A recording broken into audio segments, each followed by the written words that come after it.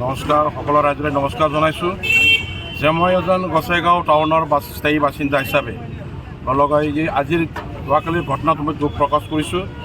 লগতে বৰ্তমানৰ চৰকাৰৰ আমি দাবী জনাওঁ যে ক্ষতিগ্ৰস্ত হোৱা যিসকল দোকানদাৰ তেখেতসকলক যাতে অতি শীঘ্ৰে তেখেতৰ ৰিহেবিলিটেশ্যনৰ কাৰণে কিবা ব্যৱস্থা কৰি দিয়ে সেইটোৱে আমি দাবী জনাইছোঁ।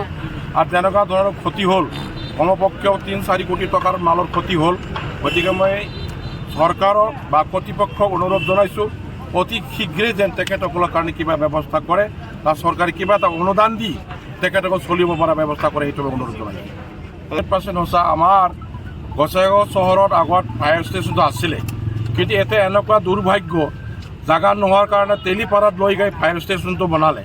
কিন্তু আমি অনুৰোধ জনাওঁ যে 2খন গাড়ী দি আমাৰ গোসাইগাঁও মহাগাঁও কভাৰ নহয়, কমেও 6খন গাড়ী আমি ইয়াত ৰাখিব লাগে।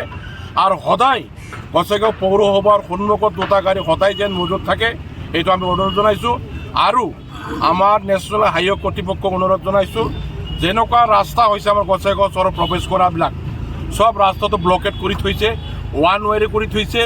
তাৰ লগতে ব্ৰিজৰ তলি দিয়া আহিব লগাত বহুত কষ্ট হয়, অহা যোৱাত পলম হোৱাৰ কাৰণে আমাৰ জড়িত আৰু বেছি চলিছে।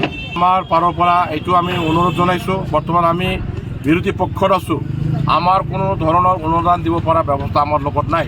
তথাপিও আমাৰ MCLA তথা আমাৰ কৰ্তৃপক্ষক আমি আলোচনা কৰিম, ভৱিষ্যতত যদি আমি কিছু কৰিব পৰা যায় আমি চেষ্টা চলাই যাম।